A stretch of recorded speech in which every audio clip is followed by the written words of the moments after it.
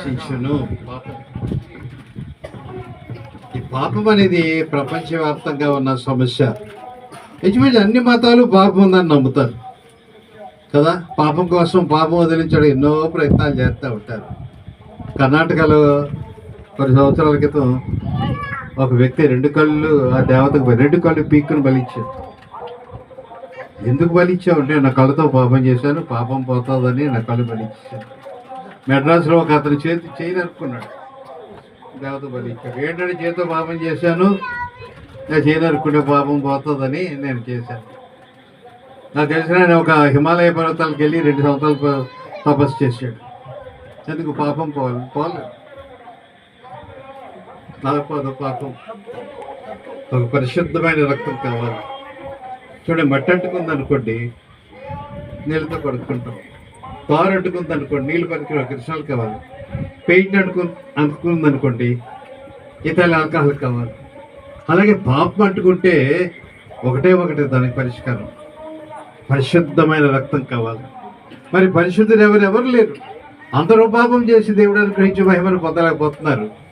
కాబట్టి దేవదేవుడే ఆయనే దిగి వచ్చాడు, మానవునిగా జన్మించాడు, పరిశుద్ధునిగా జీవించాడు.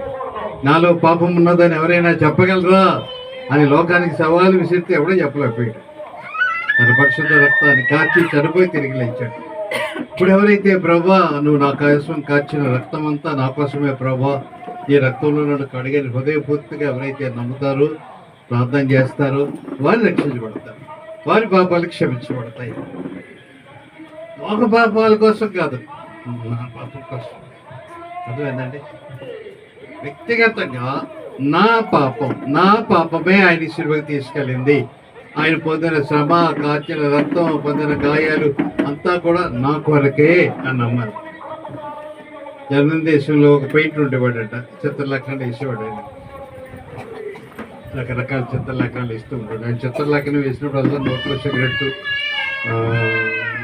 ఒక చేత్తోనేమో బ్రాందీ పట్టుకుని వేసి, అప్పుడప్పుడు ఆ కూతురు వచ్చింది, చిన్న కూతురు వచ్చి ఏంటి డాడీ అంటే చెప్తా ఉన్నాడు, ఇదమ్మా అదమ్మా. ఒకసారి యేసుప్రభు సిలువైపడిన దృశ్యం వేస్తున్నాడట. యేసుప్రభు సిలువు, ఆ తల మీద బల్లకెళ్ళటం, ఆయన సిలువ వేలాడటం, రక్తం కారడం. అమ్మాయి ఇచ్చేది చూసి చలించిపోయింది. ఎవరు డాడీ? ఎవరైనా ఎందుకలా సిలువేస్తున్నారు ఏంటి అంటే, ఆయనమ్మా లోకరక్షకుడు, ఎందుకు సిలువేశారు? లోక పాపాల కొరకు సిలువేశాడు అన్నారు. లోక పాపాల కొరకు. ఇక్కడ మరు మనుషులు అయినాడు ఇటు. అప్పుడు అమ్మాయికి ఇంకా అడిగిందంట, డాడీ నీ పాపం కూడానా, నీ పాపాల కొరకు కూడా ఆయన సిలువేయబడ్డాడంటే గుండె జల్లు మా దీనికి నోట్లో సిగరెట్ ఊడిపడిపోయింది. బ్రాందీ గ్యాస్ ఆ బ్రాందీ పక్కనే టీషర్ట్ అదే మాట వినపడుతున్నారు. నీ పాపాలు, నీ పాపాలు, నీ పాపాలు. ఎంతవరకు లోక పాపాలు, లోకం కొరకు అనుకున్నాడు కానీ అందులో తన పాపం కూడా ఉంది. యేసు ప్రభు పొందిన శిలువ శ్రమ నా కొరకే, ఆయన కార్చిన రక్తదారులు నా కొరకే అని ఇప్పుడు నమ్మలేదు. రూమ్కి వెళ్ళాడు, అదే మాట, నీ పాపముల కొరకు కూడానా. అమ్మాయి చెప్తున్న మాటలు గింగురమంటున్నాయి చెవుల్లో. ఏడుపు వచ్చింది. మోకాలు లేదు ప్రభు, నిజమే ఇలాంటి బొమ్మలు వేసాను నేను చాలాసేపు, కానీ నా పాపం కోసం అనుకోలేదు. ఏదో లోక పాపం కోసం అనుకున్నాను, కానీ నా పాపం. కాబట్టి ప్రేమైన వాళ్ళ లోకరక్షకుడు అంటే కాదు, లోకం కోసం చనిపోయాడు, లోకం కోసం రక్తం కార్చాడు కదా. నా పాపం వ్యక్తిగతంగా, అదే వ్యక్తిగతంగా ప్రభుని అంగీకరించాడు. అప్పుడే మనం రక్షించబడతాం, అప్పుడే మన పాపం క్షమించబడతాయి.